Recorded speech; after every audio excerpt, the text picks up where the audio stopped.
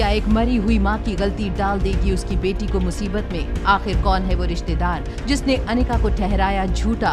क्या अनिका को एक साथ दिख जाएंगे आर्यन और रिया और खुल जाएगा उनके जुड़वा होने का राज?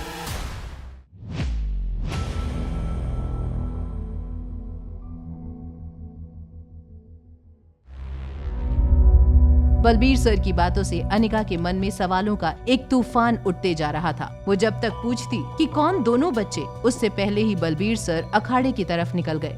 अनिका भी उनका पीछा करने लगी। अखाड़े के पास पहुंचते ही अनिका ने देखा रिया अपनी उम्र से 2 गुने बच्चे से फाइट कर रही थी। यहाँ तो सिर्फ रिया है। अनिका, तेरी बेटी तो बहुत सुंदर फाइट करती है, बिल्कुल तुझ पर गई है। इसे मैं इंडिया का सबसे अच्छा फाइटर बनाऊंगा। लेकिन रिया को तो मार्शल आर्ट्स बिल्कुल भी पसंद नहीं है। रिया, क्या तुम सच में मार्शल आर्ट्स सीखना चाहती हो?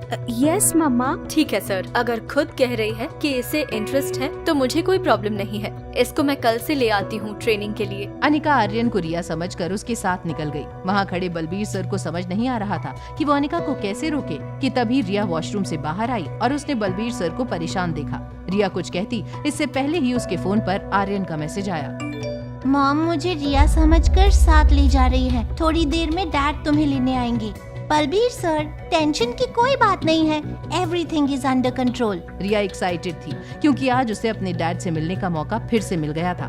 दूसरी ओर अनिका ने रास्ते में एक फार्मेसी स्टोर पर कुछ औषधि और केमिकल्स के पेस्ट का ऑर्डर देने रुक गई थी। वहीं दूसरी तरफ बलबीर सर की एकेडमी में बोर हो रही रिया ने बलबीर सर से एक रिक्वेस्ट की। ये जगह कितनी बोरिंग है। अभी तो डैड के आने में भी 2 घंटे बाकी हैं। क्या आपके पास कोई बार्बी डॉल है? ये पहलवानों का अखाड़ा है, कोई लड़कियों के खेलने की जगह नहीं जो तू बार्बी डॉल ढूंढ रही है यहाँ। आजा पुत्र, मैं तुझे एक धमाकेदार गेम दिखाता हूँ।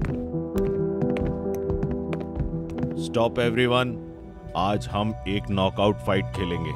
जो हार गया गेम से बाहर और जो जीत गया वो अगले राउंड में जाएगा। वैसे तो रिया को बार्बी डॉल और मोबाइल गेम्स ज्यादा पसंद थी, लेकिन नॉकआउट फाइट देखने के लिए वो बहुत एक्साइटेड हो गई थी। दूसरी तरफ अनिका फार्मेसी से कुछ दवाइयाँ लेकर जैसे ही कार में आई, आर्यन ने कहा, मॉम ये सब क्या है?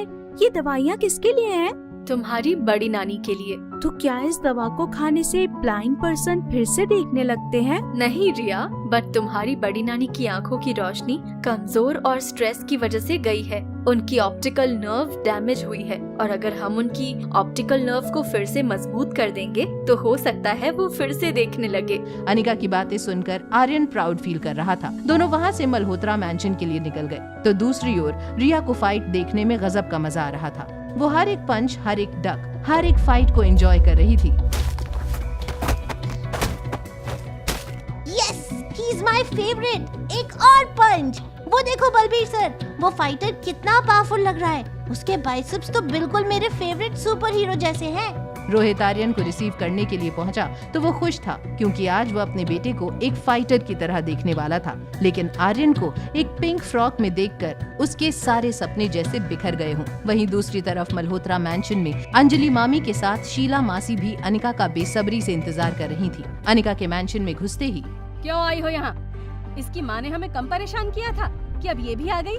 मैं तो कह रही हूँ संभल कर रहना आप लोग। पता नहीं स्वाति की ही बेटी है या कोई और। शीला, जबान है तो कुछ भी मत बोला करो। तुम स्वाति की बेटी के बारे में बात कर रही हो और ये मत भूलो कि अनिका और उसकी बेटी रिया हमारे परिवार का हिस्सा है। वाह मम्मी जी, आपने तो हमेशा से ही स्वाति की तरफदारी की है। ज्यादा काबिल, समझदार और भरोसेमंद आपकी बड़ी बेटी स्वाति की तरह ये भी मल्होत्रा परिवार की इज्जत डुबा कर चली जाएगी। शीला, भगवान के लिए चुप हो जाओ और अपनी बहन के बारे में ऐसी बातें मत करो। आप स्वाति की हरकतों पर पर्दा डाल सकती हैं, मैं नहीं। कह देती हूँ, नजर रखना इस लड़की पर। पता नहीं किस मकसद से आई है यहाँ। शीला, ये है अनिका और इसकी प्यारी सी बेटी रिया। अनिका को देखते ही शीला मासी ने अपनी वर्षों की भड़ास उस पर उतार दी थी। शीला मासी आगे कुछ कहती कि तभी आर्यन उनका आशीर्वाद लेने के लिए पैर छूने के लिए झुका कि तभी शीला मासी ने अपने पैर पीछे कर लिए। शी, दूर रहो मुझसे, you dirty girl. I am not a girl. क्या आर्यन की एक गलती से आ जाएगी उसकी असलियत सबके सामने? क्या शीला मासी कर देगी अनिका को मल्होत्रा परिवार से बेदखल? आखिर आर्यन से परेशान रोहित किस तरह लाएगा अपने बेटे की हरकतों में सुधार? जानने के लिए देखिए अगला एपिसोड सिर्फ पॉकेट FM के YouTube चैनल पर। और एक लड़की को देखा तो के सारे एपिसोड्स को सुनने के लिए डिस्क्रिप्शन में दी हुई लिंक से डाउनलोड कीजिए पॉकेट FM ऐप।